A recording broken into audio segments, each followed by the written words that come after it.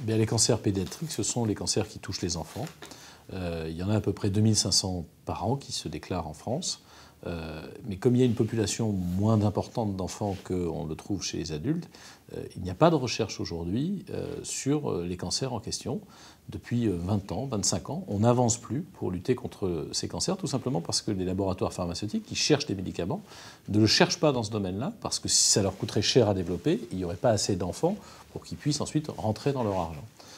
C'est une des raisons pour lesquelles, aujourd'hui, la mortalité par cancer des enfants est la première cause par maladie de mortalité des enfants. Une société comme la société française prône l'avenir des enfants, l'avenir de la société. Quand un bateau coule, on dit les femmes et les enfants d'abord. Quand c'est le cancer, il n'y a pas les enfants. On ne recherche pas parce que c'est pas rentable. Moi, je souhaite qu'on puisse alors, à la fois avoir cette taxe très légère, 45 millions d'euros pour une recherche qui permette de soigner ces cancers pédiatriques, sauver les 2500 enfants concernés par an. Ce n'est pas rien. Et ça peut arriver à tout le monde. Et puis, deuxième chose, c'est aussi qu'on puisse, c'est le deuxième objet de la proposition de loi, qu'on puisse utiliser ce qui est fait à l'étranger. Aujourd'hui, les protocoles qui s'appliquent en France sont carrés, sont les reproductions des protocoles adultes, et quand ils ne correspondent pas à la maladie de l'enfant, on ne va pas faire la même chose que ce qui se fait aux États-Unis, en Belgique, en Allemagne, en Suède, dans les pays nordiques, où on a des protocoles et des recherches qui s'appliquent aux enfants. Pourquoi ? Parce qu'on insécurise le médecin. On lui dit, si vous appliquez celui-là, c'est de votre responsabilité, mais on ne vous recommande pas. Et pourquoi ça marcherait aux États-Unis ? Pourquoi ça marcherait dans les pays nordiques ? Et pourquoi ça ne marcherait pas en France ? Vous savez, ne pas chercher d'une part, et ne pas se servir de médicaments, de molécules qui existent ailleurs et qui fonctionnent, c'est envoyer ces parents-là directement vers les médecines parallèles, vers le désespoir. C'est condamner à mort des enfants qu'on pourrait sauver. Il y a des enfants qui sont sauvés dans ces pays-là, et in fine, ça revient à quoi ? Si vous avez les moyens d'aller dans ces pays-là, vous avez une chance de sauver votre enfant, et si vous n'en avez pas, il est condamné. Ça ne peut pas être les valeurs de la société française.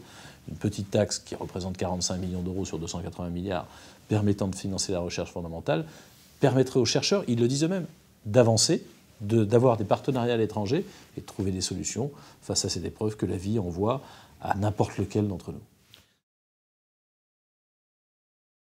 Chacun peut bien comprendre qu'une société ne peut pas accepter qu'on annonce à des parents dont les enfants sont touchés par la maladie, par le cancer en l'occurrence, par cette première cause de mortalité infantile pour raison de maladie, on ne peut pas annoncer que non seulement on n'a rien pour les soigner, mais qu'en plus on ne recherche pas, on ne cherche pas à pouvoir soigner nos enfants dans ce domaine-là, juste pour des questions de rentabilité financière. On peut comprendre que les laboratoires pharmaceutiques ne soient pas philanthropes, mais alors c'est à la puissance publique, à l'État, de faire en sorte qu'on puisse financer une recherche. Et ma proposition, elle est simple, c'est de faire en sorte que une petite taxe sur les boîtes de médicaments soit appliquée à l'industrie pharmaceutique, 0,15% sur un chiffre d'affaires de 280 milliards d'euros. C'est pas grand-chose, ça produira à peu près 45 millions, mais avec ces 45 millions, pouvoir financer la recherche fondamentale, celle qui va effectivement développer des molécules qui permettront de trouver des remèdes, des façons de soigner ces cancers qu'on appelle ces cancers orphelins, parce qu'on ne met pas de médicaments en face. Et d'ailleurs, dans d'autres pays, on cherche, mais en France, on ne cherche plus parce que ce n'est pas rentable. Cette proposition, elle est simple. Les laboratoires pharmaceutiques, je crois, gagneraient d'abord en image, à veiller à ce qu'ils participent à cette recherche. Ils ne peuvent pas le faire seuls. La puissance publique peut l'organiser à travers une taxe qui ne bouleversera pas l'industrie du médicament, et de loin, mais qui permettra de ne plus claquer la porte au nez de parents et d'enfants déjà éprouvés par l'annonce de cette terrible maladie. Je la présenterai en tout état de cause dans le projet de loi de finances de cette année pour le financement de la sécurité sociale. Ce sera à l'automne prochain. Et je n'imagine pas que le gouvernement, que Mme Touraine, la ministre de la Santé, puisse répondre à l'Assemblée nationale qu'on va oublier ces enfants. Ça fait des mois qu'ils expliquent qu'ils veulent s'en occuper. Ils ne s'en occupent pas, ne proposent rien. Je fais une proposition simple qui, je crois, peut rassembler sur l'ensemble des bancs politiques de notre pays. Ce n'est pas une question politique.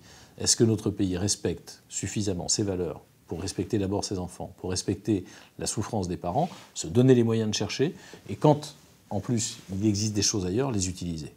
C'est simple, finalement.